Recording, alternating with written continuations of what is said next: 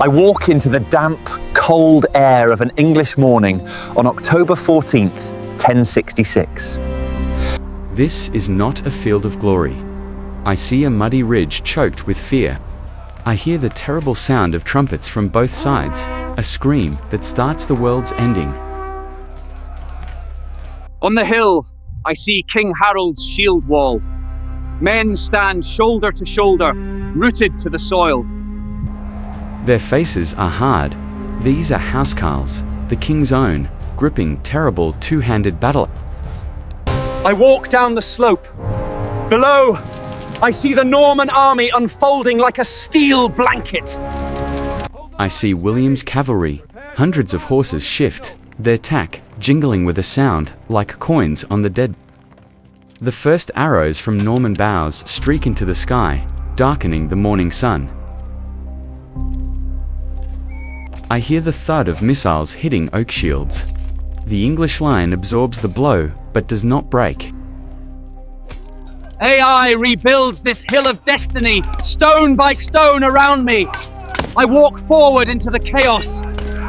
Norman infantry charge up the slippery slope. I hear their battle cries swallowed by the mud. The lines meet. I hear the sickening crack of wood and bone. The shield wall holds. I see a Norman knight fall, his helmet split by an English axe. The ground drinks his blood. The fighting is a brutal, shoving grind. I step over discarded shields and broken swords. I move past men so tightly packed, the wounded cannot fall. A rumor cuts through the Norman left. The Duke is dead. I see panic begin. Men turn and flee down the hill. A ragged cheer goes up from the English line. Some English break ranks to chase them. It is a fatal mistake. I see Duke William rip off his helmet. He rides before his men, shouting, "He lives." The Norman rally is a brutal countercharge. I see the pursuing English surrounded and cut down. The battle settles into a grim, bloody stalemate. The hillside is a churn of bodies and despair. I see a new tactic. Norman cavalry feign retreat, pretending to flee in terror. Again, portions of the English line chase, hungry for vengeance. Again, they are slaughtered. Hours pass. I see the terrible exhaustion in every face. The air reeks of blood and sweat. The Norman archers launch their arrows high, letting them fall like iron rain on the king's position. I hear a collective gasp. An account says a shaft struck King Harold in the eye.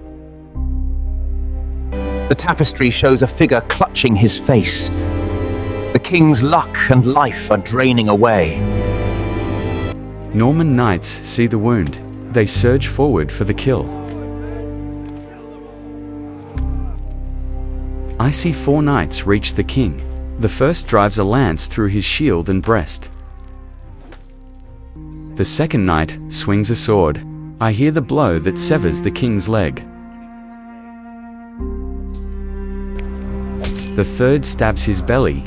The fourth. The chroniclers spare no detail. Harold Godwinson, King of England for 9 months, is hacked to pieces on the hill. A great wail goes up from the English. The heart of their army is gone. The shield wall, held all day, finally shatters. I see the hope vanish from 1,000 eyes. The Norman cavalry rides into the broken lines. This is no longer a battle. It is a hunt. I see Englishmen turn and run for the dark safety of the forest. I hear the relentless pursuit, the slashing of guilty backs as the chronicler coldly writes. I step over the dead, trampled by the hooves of conquering horses. Dusk falls on the ridge. The silence after the trumpets is the most terrible sound. I walk through a field of the slain. Estimates say thousands of Englishmen fell here. I see the king's brothers, Gyrth and Leofwine, dead beside him, a royal family, erased. William has won, but his victory is built on a mountain of the dead.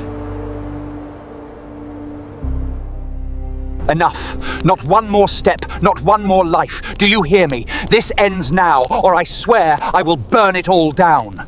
The Normans strip the dead. I walk past piles of naked, pale bodies under the moon. They search for the king's body. I hear it was mutilated almost beyond recognition.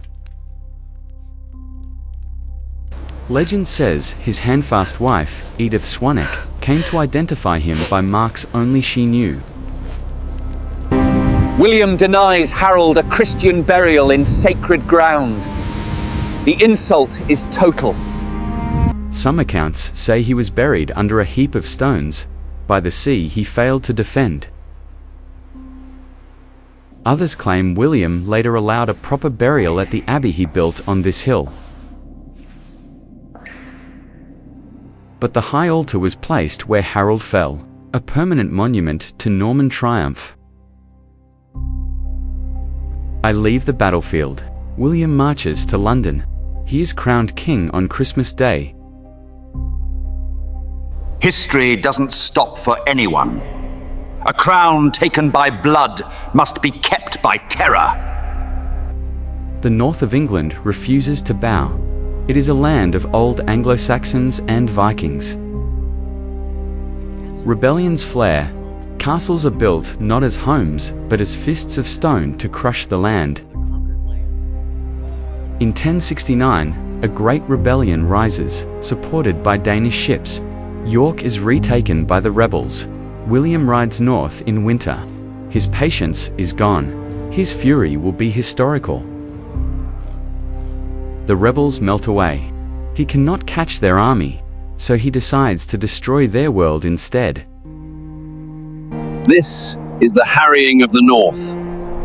It is not a battle. It is a policy of famine.